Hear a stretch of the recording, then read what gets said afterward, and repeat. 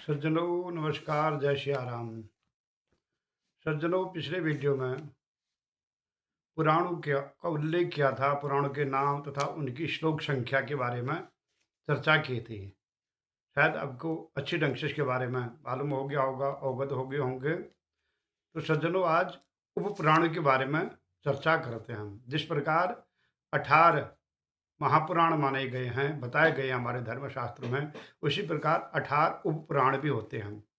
उन 18 उपपुराणों के बारे में के नाम के बारे में अगर आप जानना चाहते हैं, तो कूर्म पुराण पृष्ठ संख्या 3 में अगर पढ़ेंगे, इन 18 उपपुराणों का नाम उस पर वहाँ पर आपको मिल जाएगा। वो कौन-कौन से उप पुराण हैं?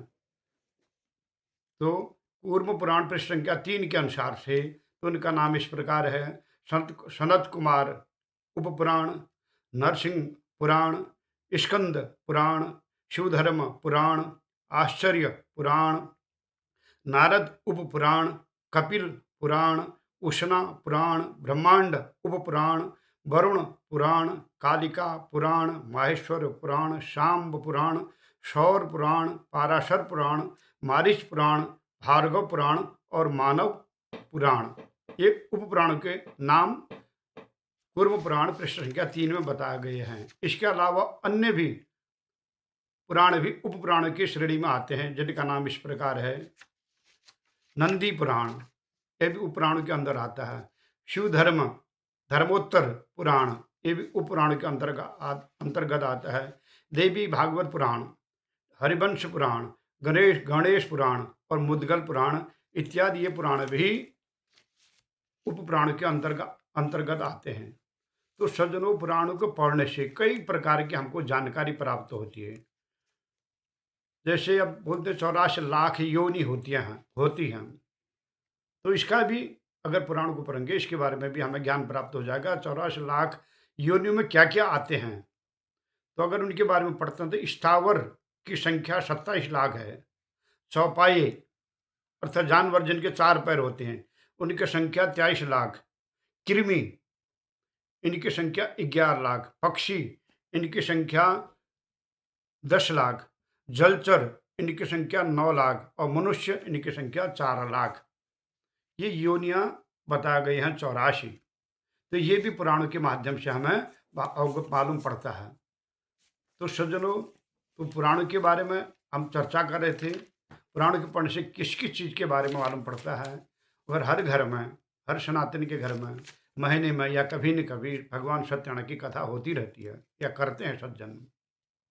अभी सत्यनारायण की कथा किस महापुराण के अंतर्गत आता है? ये सत्यनारायण की कथा आती है स्कंद पुराण के रेवा खंड के अंतर्गत। स्कंद पुराण के रेवा खंड के अंतर्गत इस कथा का वर्णन है। इसके अलावा भविष्य पुराण में भी आप पढ़ेंगे, उसमें भी भगवान श्री सत्यनारायण की कथा का वर्णन है। लेकिन उसमें अमूमन सत्यनारायण की कथा 5 अध्यायों में संपन्न है, लेकिन भविष्य पुराण में 6 अध्याय बताए हैं। तो उसमें 5 कलश का विधान बताया गया है कि 4 कलश 4 कोने में और बीच में मध्य में 1 कलश होगा, जिसमें भगवान सत्यनारायण की सोने की प्रतिमा स्थापित होगी। तब वहाँ पर भगवान सत्यनारायण की कथा पूजन किया जाएगा। तो इस प्रकार का वर्णन है। तो आप जिस प्रकार से करते हैं, जैसे भी करते हैं, लेकिन भक्ति भाव से सत्यनारायण भगवान की कथा मनुष्य को अवश्य करना चाहिए।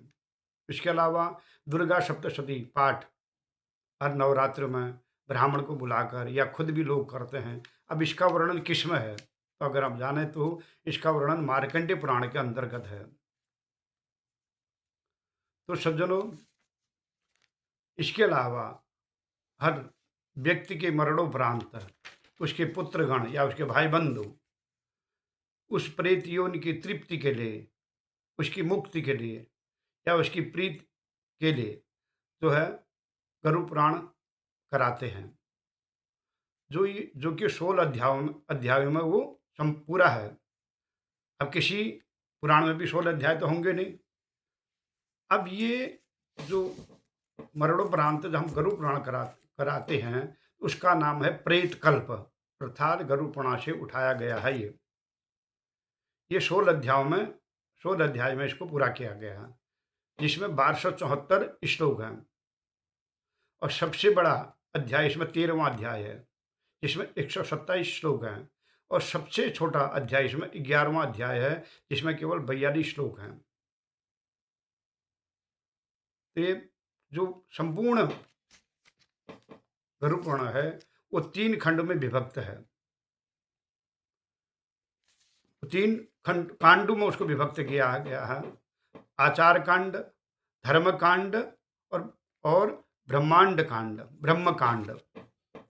अर्थात ये प्रेत कल्प जो आता है धर्म कांड के अंतर्गत आता है। आप कभी संपूर्ण अगर गुरु पुराण पढ़ेंगे तो उसको अच्छी ढंग से आपको समझ में आ जाएगा कि ये प्रेत कल्प का वर्णन कहाँ पर है। उसमें तो बहुत विस्तार से दिया गया है। यहाँ पर तो 1274 श्लोक में संपन्न कर दिया किया गया प्रेत कल्प। कल्प माने कर्म करने की रीति। अच्छा, प्रेत योनि से मुक्ति पाने के लिए किसकी रीत क्या क्या क्या कर्म करना चाहिए, उसका संक्षिप्त वर्णन इसमें दिया है। अगर संपूर्ण अगर जानकारी आपको प्राप्त करना है तो गुरु पुराण के धर्म कांड को पढ़ेंगे तो संपूर्ण जानकारी आपको प्राप्त हो जाएगी। तो पुराणों के माध्यम से हमें कई जानकारियाँ प्राप्त होती हैं। तो सज्जनों, तो आज की चर्चा यहीं पर संपन्न करते हैं। तो शायद ये वीडियो आपको पसंद आ रहा होगा। अगर पसंद आ रहा तो कृपया लाइक, शेयर और सब्सक्राइब करें। तब तो मुझे आज्ञा दें। अगले किसी विषय पर पुनः फिर मिलेंगे। जय हिंद, जय भारत, हरि ओम तत्सत।